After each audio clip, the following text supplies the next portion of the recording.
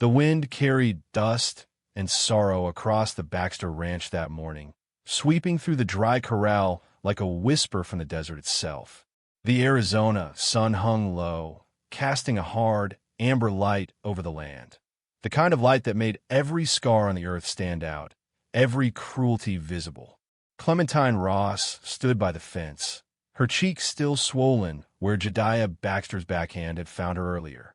The bruise bloomed dark beneath her pale skin, but her eyes, green, fragile, and alive, held something he hadn't beaten out of her yet, a quiet, defiant hope. Inside the corral, the golden stallion moved like a ghost, wild, unbroken, and proud. His coat shimmered like molten sunlight as he spun and kicked, his mane tossing dust into the air with every furious turn. He wasn't just an animal. He was the embodiment of everything the desert promised and never gave: freedom, defiance, and untamed grace. 3 men tried to corner him, ropes swinging and curses flying. But the horse slipped between them like liquid fire, his muscles rippling beneath that gold hide. Each time they thought they had him, he turned, eyes flashing, daring them to try again. Clementine pressed her hand to the rough timber rail, her breath trembling. She knew what it meant to be trapped, to be caged, and told you were born to serve. Watching that wild stallion fight against his captors stirred something deep inside her, something long buried under years of fear. Then the stallion stopped. He turned his head toward her, nostrils flaring, eyes fixed, not on the men, not on the whip cracking in the air, but on the bruised girl by the fence. And in that moment, the world seemed to still. The men stopped shouting. Even the wind held its breath. Their eyes met, and something ancient passed between them. A recognition, a shared understanding of what it meant to be owned, and what it cost to be free. Jediah Baxter saw the look and spat tobacco into the dirt. His mind, twisted by greed, began to turn. "Girl," he growled, his boots grinding against the earth as he approached. "Looks like that beast's taken a shine to you." Clementine stepped back instinctively. Every muscle in her body knew the danger in his voice. She said nothing. Jediah leaned against the fence, watching the golden stallion toss his head. The sun cut sharp across his leathery face, showing every line carved by cruelty and ambition. Behind him, Martha Baxter stood in her fine silk dress, cold, calculating, and silent as stone. The stallion neighed once, a sharp, defiant sound that echoed across the valley, and Jediah's cruel smile widened. "Well now," he said, turning toward the frightened girl, "if that horse wants you, maybe you ought to go give him what he's a skin for." The ranch hands went quiet. The wind picked up again, whispering through the dry grass, carrying the scent of fear and something else, change. Clementine's lips trembled. "Mr. Baxter, I don't know." He grabbed her by the arm, hard enough to draw a gasp. "You'll do as you're told." The corral gate creaked open. The horse turned sharply, ears pricked, muscles tense. And Clementine Ross, bruised, barefoot, trembling, was pushed into the dust. The world watched to see which of them, the broken girl or the wild horse, would bow first. The dust rose around her in slow spirals as Clementine stumbled forward, her palms scraping the ground. Behind her, the corral gate slammed shut with a metallic finality that made the air feel smaller. The stallion's hooves struck the dirt, once, twice, sharp as gunfire. His golden coat glowed under the pitiless sun, each muscle alive with tension. He was not tamed, not safe, not meant for this world of ropes and men. And yet, when his wild eyes met hers, something in him stilled. Clementine froze. The entire ranch seemed to hold its breath. Men leaning on the fence rails, the wind gone still, even Jediah Baxter himself pausing mid-spit. She had grown up around horses, though never ones like this. She knew their language, fear, trust, pain, spoken through eyes and breath and the subtle rhythm of muscle beneath skin. And this one was speaking to her. Slowly, she rose to her knees. Her hands were shaking, but her voice, when it came, was soft and steady. "It's all right, boy," she whispered. "Ain't no one to hurt you." The stallion's ears twitched. His flanks shivered, but he didn't bolt. Behind her, Baxter barked a cruel laugh. "Well, look at that," he said to his men. "Maybe the beast prefers a softer hand. Or maybe he just likes the smell of fear." Clementine ignored him. She took one step closer, her bare feet sinking into the warm dust. Her heart was hammering so hard she thought it might crack her ribs, but her eyes never left the stallion's. "Easy," she murmured, her voice like water over stone. "You and me both, huh? Ain't neither of us where we want to be." For a moment, a long, breathless moment, the stallion lowered his head. His nostrils flared, taking in her scent, her fear, her pain. Then, with a quiet snort, he closed the space between them. Clementine reached out. Her fingers brushed his muzzle, soft, warm, alive. The crowd gasped. Even Baxter stepped forward, eyes narrowing, not out of wonder but calculation. He wasn't seeing a miracle. He was seeing money. A horse that could fetch a fortune, a girl who could control it. "Don't move," she whispered. "Please don't." But the wind chose that moment to return, a sharp gust that rattled the fence and kicked up dust in a furious whirl. The stallion reared, muscles coiling like springs, his hooves slashing at the air. Clementine ducked as dirt flew around her. The men shouted, ropes flew, and Baxter cursed. One rope caught the stallion's neck, another his leg. "Hold him!" Baxter roared. The horse screamed, a raw, terrible sound, and in that sound was all the wild grief of the desert itself. Clementine ran forward, shouting, "Stop! You're hurting him!" Baxter grabbed her wrist, yanking her back. "You keep quiet, girl." The stallion thrashed harder, ropes burning through the ranch hands' palms. One man fell, another cried out, and the third lost his grip entirely. With a violent snap, the golden horse broke free. He spun toward the fence, eyes wide, breath ragged, and leapt. Wood splintered under his hooves. The rail shattered, and then he was gone, a blur of sunlight and fury racing toward the canyon beyond the ridge. The ranch erupted in chaos. Baxter cursed the men, waving his hat, spitting commands. "Get the horses! After him! He's worth more than the whole damn herd." Clementine stood frozen, the sound of the stallion's hooves fading into the horizon. The moment stretched and snapped like a frayed rope inside her. She felt the tears rise before she could stop them, not for herself, but for the wild thing that had almost believed in her. Baxter turned on her, eyes burning. "You cost me that horse, girl. You'll pay for that, one way or another." Martha's voice came cold from the porch. "Jedediah, let the men ride first. Then deal with her." The way she said it made Clementine's stomach twist. That night, when the ranch quieted and the riders were gone, Clementine sat in the dark of the barn, her arms wrapped around herself. Through the thin boards, she could still hear the echo of the stallion's cry. Fierce, defiant, free. She whispered to the dark, "Run, boy. Don't you let them catch you." But she didn't sleep, because she knew men like Jedediah Baxter didn't rest until they owned everything that dared to run from them. And somewhere out in the desert, under a rising silver moon, the golden stallion stopped on a high ridge and looked back, toward the faint light of the ranch, toward the girl with the soft hands and the frightened eyes.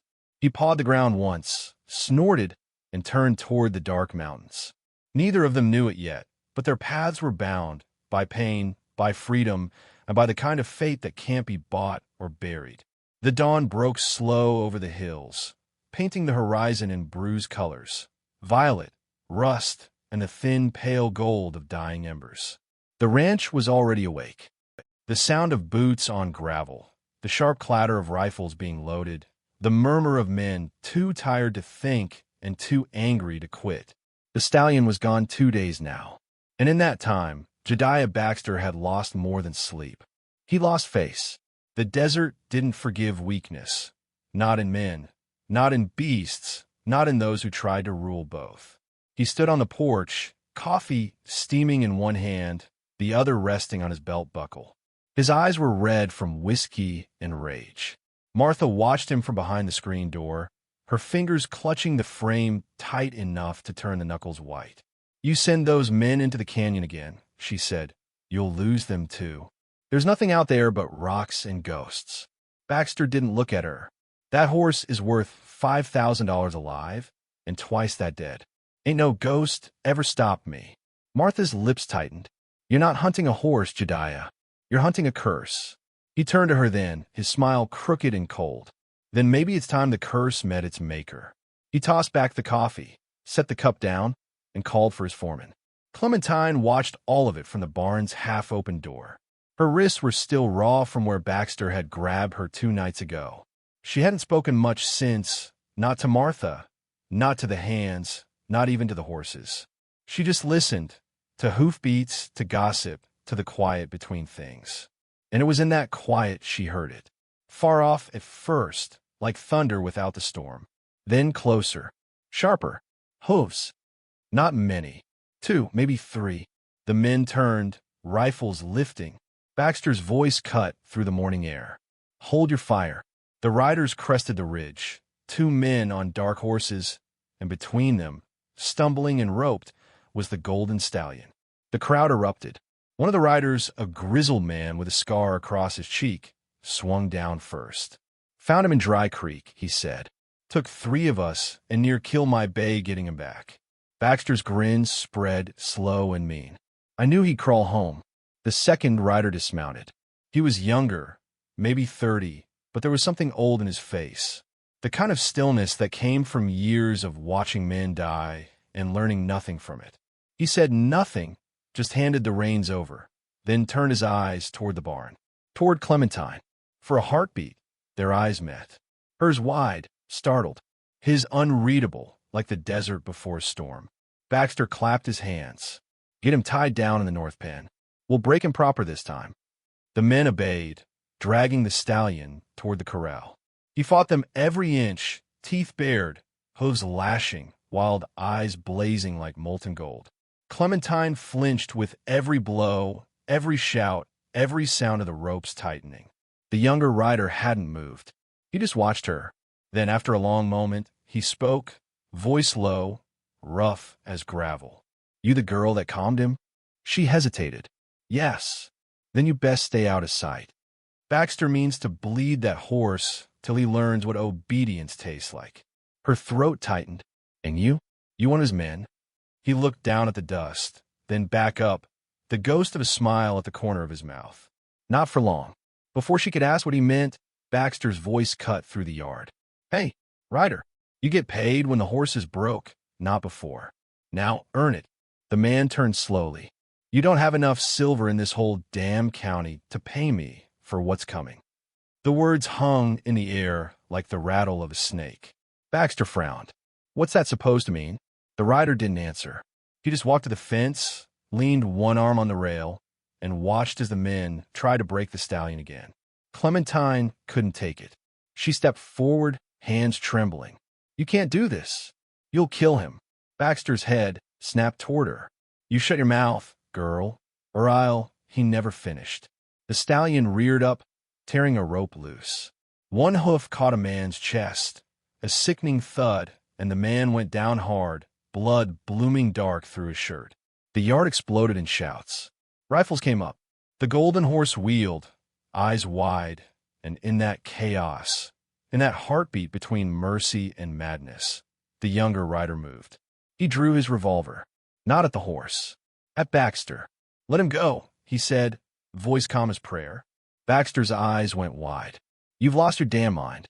"Maybe," the man said, "but I ain't lost my soul yet." The standoff lasted only seconds, but in that small eternity, Clementine saw everything. Baxter's hand twitching near his belt. The rider's stillness. The stallion's labored breath, like wind over stone. Then the gunfire broke the morning apart. 2 shots. 1 echo. Baxter staggered back, clutching his chest. His coffee cup hit the ground first, then his knees. The ranch hands froze. Dust hung in the air like smoke. The rider holstered his gun and said quietly, "Debt's paid." Clementine stared, heart pounding. "What did you do?" "Balance the scales," he said. Then he nodded toward the horse. Now help me before they come to their senses. Together they cut the ropes, blood slick on their fingers. The stallion snorted, then pressed his head briefly against Clementine's shoulder, a gesture of wild trust that burned into her bones. The men were starting to move now, anger replacing shock. Go, the rider barked. Clementine hesitated. Who are you? He swung into the saddle, pulling her up behind him in one motion. A man who owed Baxter a bullet. The stallion, free now, reared beside them, hooves tearing the sky. For a fleeting second, man, woman, and beast were all that existed. One pulse, one heartbeat, one defiance. Then they were gone, a blur of dust and thunder streaking toward the open desert. Behind them, the ranch burned with noise, shouts, shots, vengeance echoing off the rocks. But ahead lay silence. And in that silence, the beginnings of something neither of them could name. Freedom, maybe, or redemption. Or the simple truth that some debts can only be paid in blood. The desert swallowed them whole. For a long time after the gunfire died behind them, there was only wind, thin, mournful, dragging heat across the broken plains. The golden stallion ran beside them, his muscles rippling like light itself, nostrils flaring with each breath. Dust trailed behind like smoke from a dying town.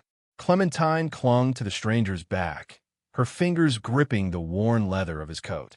She could feel the rhythm of his heart through the fabric, slow, measured, the pulse of a man who'd learned to keep living long after he stopped wanting to. They rode until the sun dropped low and the shadows grew teeth. Finally, he pulled the horse to a stop beneath a cluster of red rock spires. The stallion halted too, tossing his head, snorting into the dusk. The stranger swung down and held out a hand. Come on, we make camp here. Clementine slid off, legs shaking. Her throat felt lined with sand. Do they know where we're going? He looked east, toward the invisible horizon where the Baxter ranch still bled anger into the air. They'll ride by morning. Men like that don't forgive easy. She swallowed. And you, do you expect forgiveness? He met her gaze, the faintest twist in his mouth that might have been a smile. Ain't asking for it. The silence that followed was wide and clean. The kind of silence that pressed against your ribs, reminding you how small your words really were. He built a fire with slow, deliberate movements, dry sagebrush and cedar bark. His hands were steady, even though the sun had baked the blood on them dark. Clementine sat across the flames, knees pulled to her chest. What do I call you? She asked finally. He didn't answer right away. The fire cracked, and for a moment she thought he hadn't heard. Then he said, Call me Eli. Is that your real name?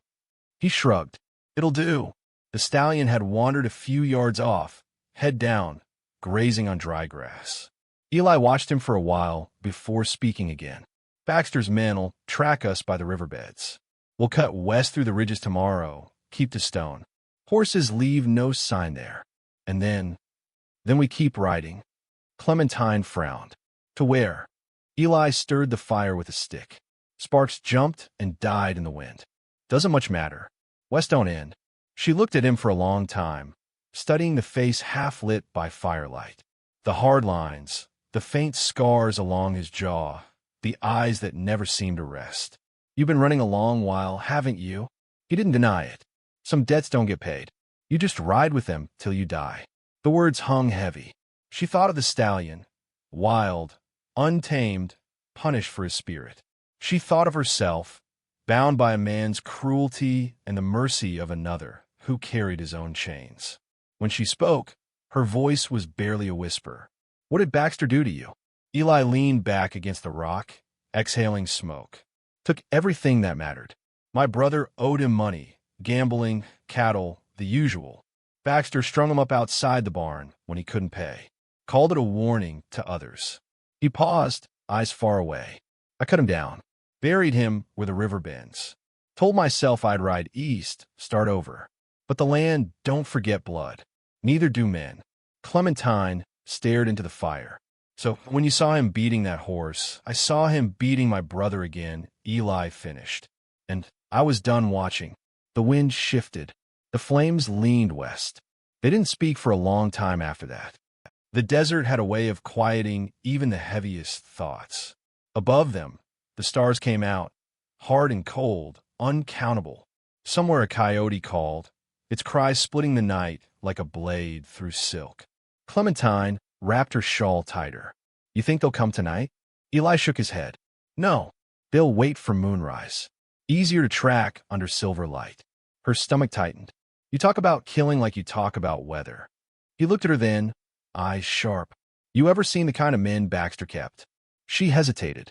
I've seen cruelty. Then you know it ain't words that stop it. She wanted to argue, but the look in his eyes was too worn, too honest.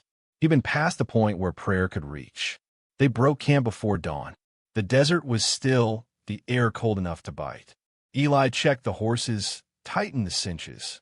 The stallion stood apart, watching them with eyes like molten coin. He didn't bolt, not this time. He seemed to understand that they were bound now by something larger than fear. As they rode west, the land changed. Canyons split the earth like open wounds. Wind carved the rocks into faces that seemed to whisper as they passed. By midday, the heat came down like punishment. Clementine's voice cracked when she finally spoke. Why do they call it the Dead Range? Eli tilted his hat against the glare. Because everything that comes here dies slow. Cattle, men, dreams. She managed a weak smile. You're a poet, Eli. He gave a quiet snort. No, ma'am. Just observant. Hours passed. The horses' shadows stretched long across the sand. And then, faint at first, but growing, the echo of hooves behind them. Eli's jaw tightened. They found us. He scanned the horizon. There's a gulch ahead, narrow. We can losing there. They kicked the horses hard. Dust exploded under hooves. The golden stallion surged forward, wild and sure. Behind them, 5 riders appeared, dark silhouettes against the sun, rifles glinting. Bullets started to sing. Rocks shattered around them, stone dust in the air. Clementine ducked low, clutching Eli's waist. The canyon walls rose high and close, the light turning red and strange. At the far end, the passage split in two. Left or right? She gasped. Right, he shouted. But at the last second, the stallion veered left, trusting its own wild sense. They burst into a clearing, an old mining camp, half buried in sand. Rusted pans, broken wheels, a single well leaning crooked. Eli pulled up hard, scanning for cover. They'll circle us, he said. Grab the canteens. Hide by that shaft. Clementine obeyed, her body trembling. Eli crouched behind a rock, revolver drawn. The first 2 riders appeared at the canyon mouth. Their shadows moved slow, cautious. Eli breathed once, steady, then fired. The shot echoed like thunder. One man fell. The other bolted, shouting to the rest. Clementine clutched the stallion's reins, whispering prayers half-remembered. Her voice quavered. You can't kill them all. Eli didn't turn. Don't have to. Just enough to make the others think twice. But they kept coming. 3 more men, firing wild, bullets ricocheting off the rocks. Eli ducked, returned 2 shots. One hit flesh. A scream tore the air. Then a bullet ripped through Eli's shoulder. He fell back, gritting his teeth. Damn it. Clementine crawled to him. You're bleeding. Keep your head down, he hissed. They'll flank from the ridge. But before the riders could crest the rocks, the stallion reared, a blinding flash of gold in the sun, and charged straight toward them. Dust exploded beneath its hooves, the sound deafening. The men fired, missed, fired again. 1 horse went down. The rest scattered. The desert fell silent except for the echo of hoofbeats and Eli's ragged breathing. Clementine pressed her shawl to his wound. You're losing too much blood. He smiled faintly. Had worse. She glared. You'll die if we don't stop it. He met her eyes, a flicker of something between defiance and surrender. Wouldn't be the worst thing I've done in this desert. Her voice softened. Don't you dare die on me, Eli. He looked at her then, really looked, at the dirt on her face, the fire in her eyes. You got more fight than most men I've met. She smiled weakly. You've met the wrong men. He chuckled, a low, cracked sound, then winced in pain. They stayed hidden till sunset. When the light faded, Clementine packed the wound as best she could, her hands steady despite the fear. Eli watched her, eyes heavy. "You're good at this," he murmured. "I grew up mending bodies. Started with horses." He grunted. "Figures." When she finished, she leaned back, exhausted. The stallion stood nearby, silent sentinel in the half-dark. His hide shimmered faintly under the stars, more myth than flesh. Eli followed her gaze. "That horse," he said quietly. "He's going to outlive us all." Clementine smiled faintly. "Maybe he already has." By dawn, the gunfire had become rumor. The riders that survived limped back east, spinning tales in every saloon and campfire they found. Stories of a golden devil that rode with ghosts in the canyons, of a woman who tamed him, and a dying man who wouldn't fall. Some said they were spirits of vengeance. Some said they were the last outlaws of Baxter's blood. All agreed on one thing. The desert had seen something holy and terrible that day. And somewhere out there, west of the Dead Range, 3 shadows kept riding. 1 man, 1 woman, and 1 stallion burning like sunrise against the endless sand. Dawn came like the slow bleeding of light through a wound. The desert was quiet again, too quiet, and in that hush, Clementine heard the ragged pull of Eli's breath. They had ridden through the night, half blind, half dead. The stars had guided them west until the sky began to pale. Now they stood at the lip of a dry ravine, the world spread out beneath them. Endless plains of gold and bone, a silence so vast it felt holy. Eli slumped in the saddle, one hand pressed against his shoulder. The bandage was dark, crusted. Blood had soaked through to his shirt.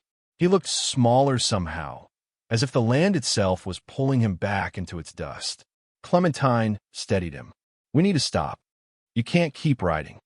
He smiled weakly. "Ain't far now." "To where?" His gaze drifted toward the horizon, where the light burned red. "You'll see."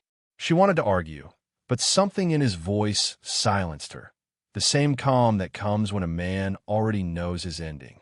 They rode on. The golden stallion followed close, silent except for the soft rhythm of hooves against stone. His coat shimmered faintly in the morning light, his mane catching fire with every breath of wind. He was more than a horse now. He was something older, something the desert itself seemed to have dreamed up to remind men of what they could never tame. The trail wound between cliffs carved by centuries of wind. The air smelled of iron and sun-baked earth. Every few minutes, Eli would lean forward, pressing his hand to his chest as if to keep his heart from spilling out. Clementine reached for him once, and he shook his head. "Save your strength."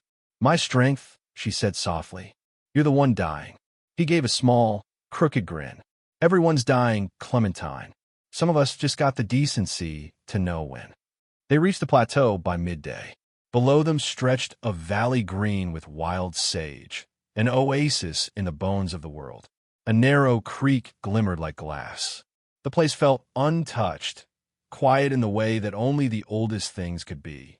Eli swung off the horse with effort. His boots hit the dirt and nearly gave out beneath him. Clementine rushed to his side, catching him before he fell. He laughed a low hoarse sound. "Don't look so worried. Ain't the first time I've been shot." She eased him down beside the creek. "You won't make it if we don't find help." He looked at her with eyes that were already fading. "Ain't no help out here." "Then why ride here?" Eli tilted his head toward the water. "My brother's buried near this creek. Thought maybe I'd rest beside him." "Seems right." Her throat tightened. "You planned to die?" "Didn't plan much of anything. Just rode west till the world ran out." Clementine sank down beside him. The sun shimmered on the surface of the water. The stallion wandered nearby, lowering his head to drink. "I never thanked you," she said. He turned his head, one eyebrow lifting faintly. "For what?" "For saving me. For giving me a chance to start again." He smiled, small, tired but real. "You don't owe me thanks. Truth is, you saved me too." She shook her head. "I did nothing. You reminded me what it felt like to stand for something again." A long silence stretched between them, the kind of silence that feels full, like a prayer said without words. Clementine dipped her hand into the creek, let the cool water run through her fingers. I used to believe God saw everything, she said quietly, that every good deed, every sin, every tear mattered. But out here, she looked around at the endless wilderness. I don't think he sees anything at all. Eli chuckled softly. Maybe that's the trick of it. Maybe he left this land to test what we do when no one's watching. She smiled through the ache in her chest. And what do you think you did? He looked toward the horizon, where heat shimmered like fire. I think I finally did one thing right. By afternoon, the wind began to rise. Dust whirled across the valley in lazy spirals. Eli's breaths came shorter, the pauses longer. Clementine stayed beside him, wiping his brow with the corner of her shawl. When he spoke again, his voice was barely more than a whisper. Promise me something, anything. When I go, don't bury me deep. Let the land take me quick. I always figured I belonged to it more than any grave. Her eyes burned. Don't talk like that. He smiled faintly. Ain't talking, just remembering. The stallion lifted its head then, ears twitching. He stepped closer, nostrils flaring, as if sensing the thin veil between breath and silence. His golden coat glowed against the darkening sky. Clementine turned to Eli. You can't leave me here alone. His eyes softened. You ain't alone. You never were. The wind carried his words away. And then he was gone. No last gasp. No drama. Just the stillness of a man who'd finally found peace in a world that offered none. Clementine sat there for a long time, her hand on his chest, feeling the warmth fade. When she finally stood, the sun was setting, a burning line across the west, as if the sky itself mourned him. She dug with her hands, raw and trembling, beneath the cottonwoods by the creek. The earth was hard, but she didn't stop until she could lay him down beneath it. She covered him with dust and stone, then placed his hat over the mound. For a long while, she stood there, watching the light fade from the land. When she finally turned, the stallion was waiting. He regarded her with eyes that caught the last of the sunset, molten, ancient, unknowable. For a heartbeat, she thought he might run. Instead, he lowered his head slightly, almost like a bow. Clementine stepped forward. Her hand brushed his mane, rough and warm. You could go, she whispered. You're free now. The stallion stamped once, as if in answer. She smiled through the tears. Then I guess so am I. She climbed onto his back, the movement slow, reverent. The horse shifted beneath her, steady as breath.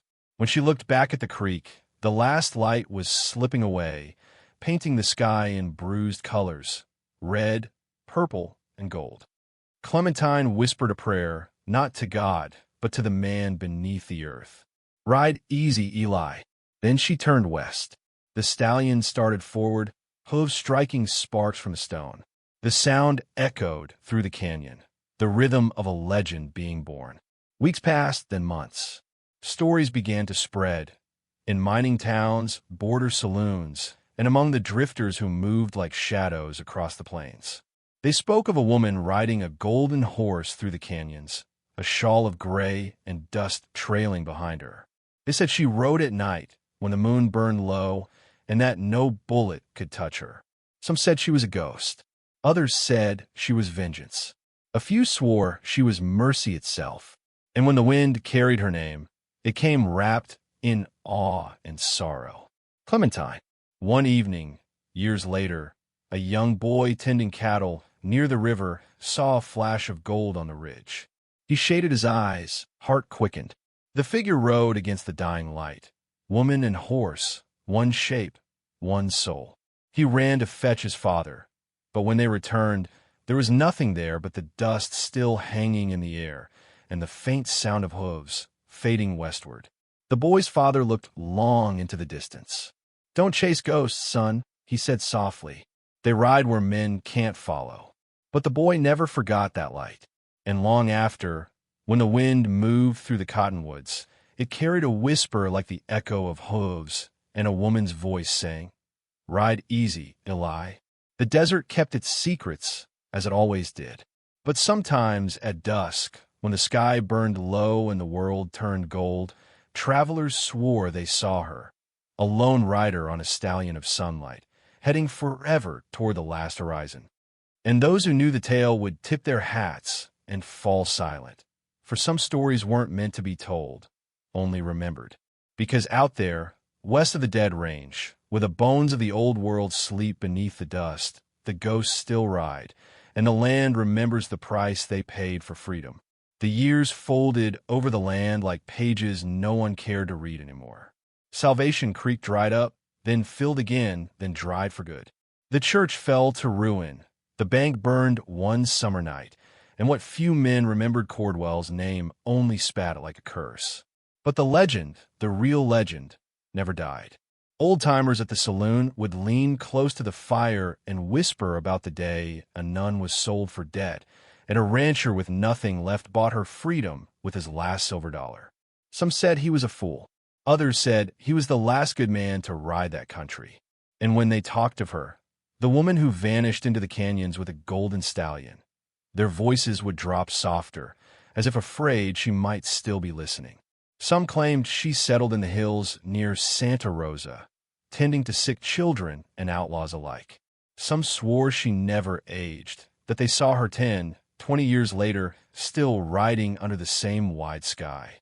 And others said she'd become something else entirely, a ghost of mercy, a spirit who came to those dying with regret on their tongues. No one knew for certain, but the land remembered.